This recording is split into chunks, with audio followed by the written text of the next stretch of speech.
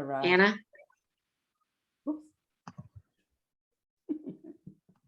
Welcome to the WBC Faster Together LinkedIn Live series.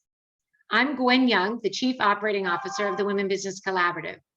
And today we are joined by Anna Dutra, CEO of Mandala Global Advisors, WBC board member, and co-chair of our Women in the Boardroom Action Initiative. Welcome, Anna. Thank you so much, Gwen. It's a pleasure to be here. Always a pleasure.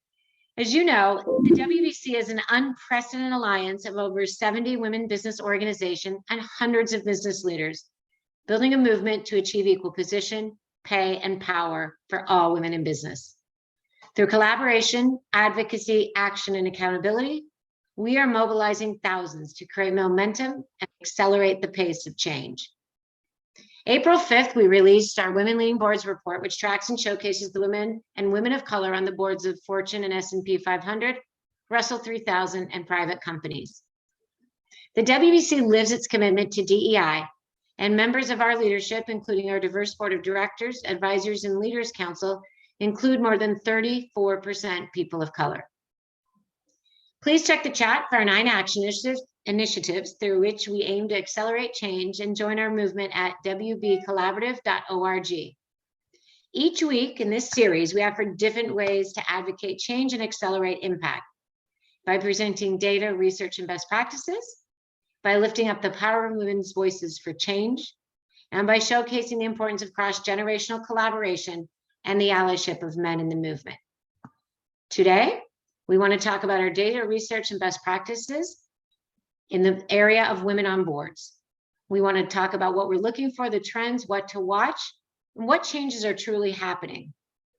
So Anna, let's start. As you are leading our board action initiative, a board member yourself, and one of the greatest experts on this, what's the importance of this report that we just released, and the sort of monthly reports? How important is it to release this report crossing the Russell, the private, and the Fortune S&P 500? So about a year ago, we started doing monthly reports, right? And the goal was to see what kind of progress we were making, not only in new board seats and how many women, but also within the women category, how many were diverse group representations or women of color, first-time board directors, and so forth. And at some point we said, we've been doing this every month. Why not compile and also get some testimonials and try to understand what corporations are doing, what legislators, regulators, advisory firms are doing for the cause, and how much progress we made across the year. So I highly recommend each and every person who is watching this podcast to check out our report, because it's quite remarkable, the progress that we saw over the last year. I want to pick up on what you talked about sort of the collaboration. Like, how important is it that we're trying to bring these 23 board organizations together? Because there's the collaboration, as you said, there's legislation, there's what the companies are doing. How important, and what are we hoping to achieve by not just this report, but the collaboration of these 23 organizations? So first of all, each and every one of our partners organizations was selected because the goal of increasing women representation on boards is either their core mission or is a good portion of it. An interesting thing was that when we launched this initiative almost 3 years ago, I personally, and I know you did too, Gwen, heard a lot of skepticism that, oh, those organizations will never partner and work together. Ironically, we saw nothing but collaboration and partnership. And I think that the secret sauce was the fact that we were very, very clear on what we could and could not do. We leveraged best practices across each one of the organizations. So if there was one that had a great database, we would do that. We partnered with Equilar and with Bolster on their data and publishing it and giving exposure. We partnered with an ACD and WCD on all the programs and training and certifications that they offer. The same thing with LCDA for Latinos. So we brought the best of each one of those organizations in, and we also had a very open dialogue. If there was an area that we saw some conflict of interest. I remember there was an organization that they could not do advocacy. Okay, great. Then you don't do that. And I think we got to a point that while none of the organizations alone can claim the outstanding results that we're achieving, I do believe that we can say that the concerted effort is what is responsible for it. So it's the power of many, right? It's the power of collaboration working together. Absolutely. And what we were able to see was that certain trends across certain things, like you and I saw through the data with Equilar, right? That not only are women of color, rising in board appointments every month on public companies, but also we talk a lot about this, that a lot of these are first time board appointments, right? And I think it's that kind of, what trends are you seeing sort of outside of the report and kind of out in the work that you do that are happening with boards, this commitment to diversity, the role of independent directors, bringing in people with different skill sets. Is there true change happening? I think so. So first of all, gender awareness and diversity is a huge topic in any boardroom, right? It has never been as front and center as it is now.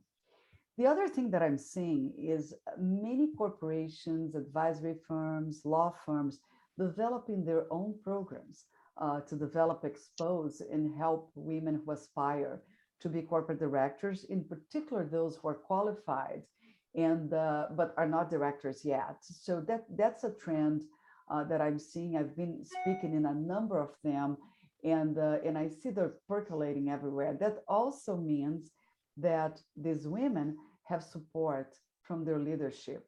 The other interesting thing about those programs is that many of them target women who are the company's own executives, but also the client's senior women. And it's a way to do something extra for the clients and expose the women who are on the client side, but are senior and qualified and worthy of being considered to a board. This is great because it increases the percentage of women who are first-time directors filling the openings and board seats, and it also increases the exposure in the pipeline within the organizations themselves, right? Absolutely. No, it's interesting too, because one part of the report we were looking at and analyzing kind of the, male CEO and women and female or women board chair, right? What's that magic that gets more of those? Because that commitment from the company is so incredibly important. Yeah, I think that the more women we have in board and governance leadership positions, in particular board chairs, nom and gov committee chairs, because those are bringing the candidates to the table, right? And many times audit committee chairs too, because that has been traditionally a very male-dominated role, the better off we are. I think that when we have women in these roles and the CEO happens to be a man, it's almost like there's that constant reminder that, hey, we need to increase diversity here. So yeah, that combination is pretty magical. It is, those leadership roles. I wanted to touch a little bit on kind of what's the reality for Latina women as we have Latina corporate directors, and looking at the stats across every month, we see sort of Black or African-American women on the rise. What's the reality with Latina women and Hispanic women generally? Yeah, Gwen. So let me start with women of color in general, right? When we look at the self-identified women of color, we can see that we still have, despite the progress, we still have a long ways to go regarding increasing representation of women of color. And actually, I invite you to take a look at the trends and testimonials in the recently published annual report that you referenced and that we talked about. And it's not for lack of great women. I'll give an example. Just yesterday, I received a call to help find a woman with very particular experience in a very male-dominated industry for a board seat. In the past, the nom-gov committees would not go through the effort and just recruit a guy, right? Mm-hmm. But as you know, we still, and we just talked about it, we still have only 8%, not 80, I wish, of board chairs and 13% of lead or presiding directors in the S&P 500 companies and boards are women. Unfortunately, now Latinas still hold the lowest representation as well as the lowest growth in the boardroom.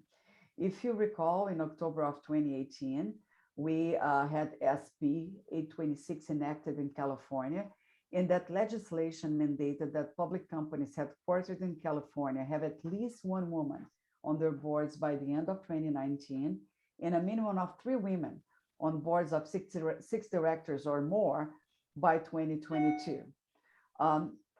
Two unfortunate things.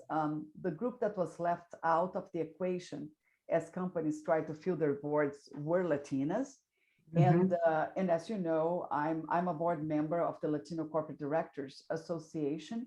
And we announced that after we reviewed the data of women appointed to California public company boards, we discovered that Latinas make up only 3.3% of women appointed since SB 826 was enacted. So just think how horrible it was even before that. Now, gets even worse. If we look at the entire country, that percentage drops to just a bit above 1%. So thank goodness we have organizations like the Latino Corporate Directors Association, HACE and HACER, who are actually putting a lot of effort in increasing the pipeline, increasing the pool, giving exposure, preparing Latinos, because it's quite ridiculous that when we add all the people of color population in the country, we have 45% of the American population, 51% is women, and we're still here fighting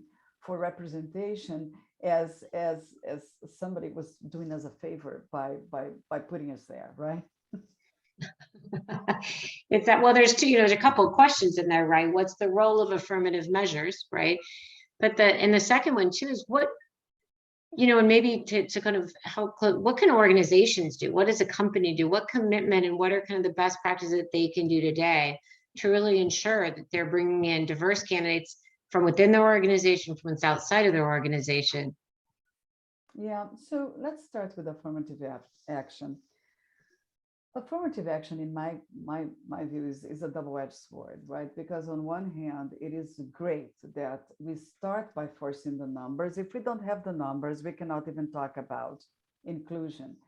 But my only fear is that unless the companies are really committed to make women and diverse board directors successful, they'll just pick what we call the token director and put that person there.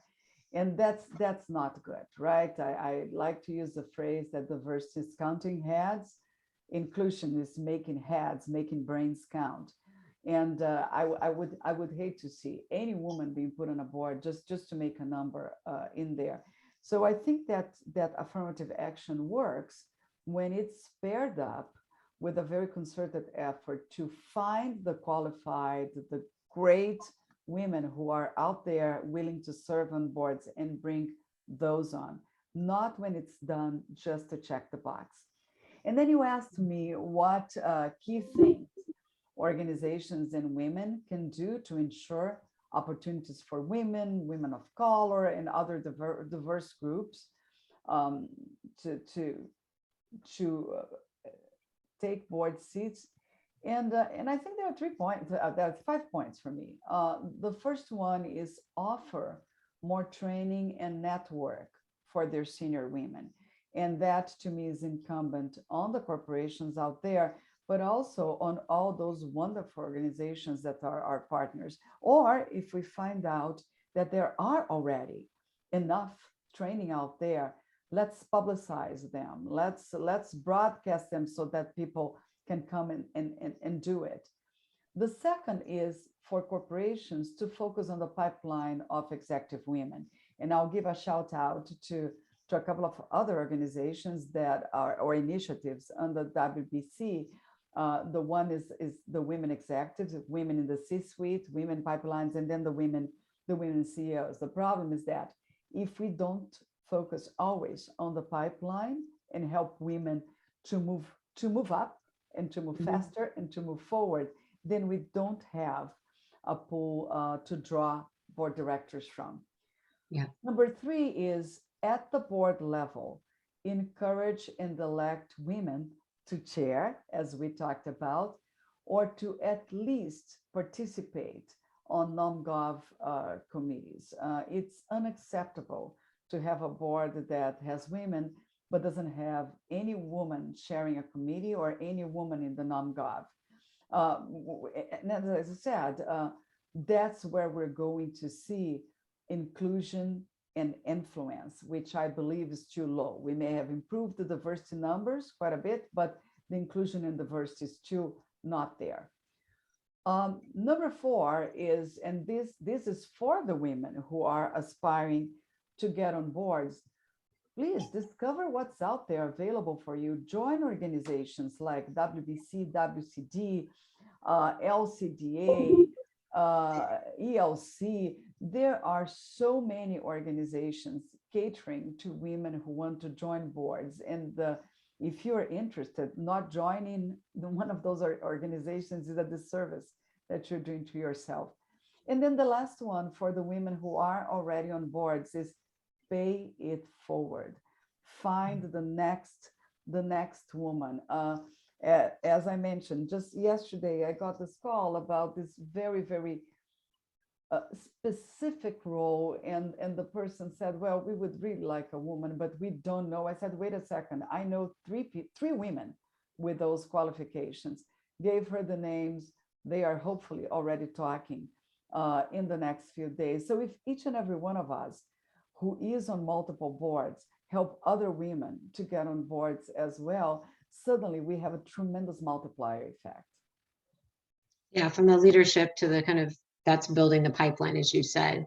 Absolutely, absolutely. All of us need to be pulling for others. You're going to get calls that you're either not interested in, or that you're not qualified for, or that you have a conflict. You cannot consider that particular board. I mean, give at least 3 names of other women. I'm sure we all have them in our network.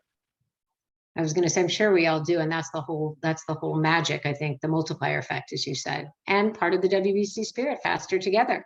Absolutely, absolutely. Thank you, Anna. Thank you for your insights today. It's always a pleasure to talk and always a pleasure to think through these issues with you. And that's all we have time for. That we invite you. Great. Always a pleasure to be with you, Gwen. We could talk about this for hours, but it's wonderful to be with you all here today. Thank you. And I feel like we'll come back and touch on some of the other issues, right? Absolutely. But we invite all of you, the audience, to wbcollaborative.org to learn about all of our initiatives, which are aimed to increase women in the C-suite, boardroom, and CEO, to address the underrepresentation of women and access to capital in industries like technology, and advance a pipeline of women leaders to bring gender and pay parity and diversity, equity, and inclusion to the business landscape. Join us next week, Thursday, April 28th, when bestselling author Dr. Ellen Snee joins Linda Peak-Shack to discuss Ellen's new book, Lead: How Women in Charge Claim Their Authority. Join our movement, but join us weekly to keep up to date on our next guest, our progress, and the movement for gender parity in business by following us on social media at WB Collaborative on Twitter, Instagram, and LinkedIn, and have a wonderful Thursday.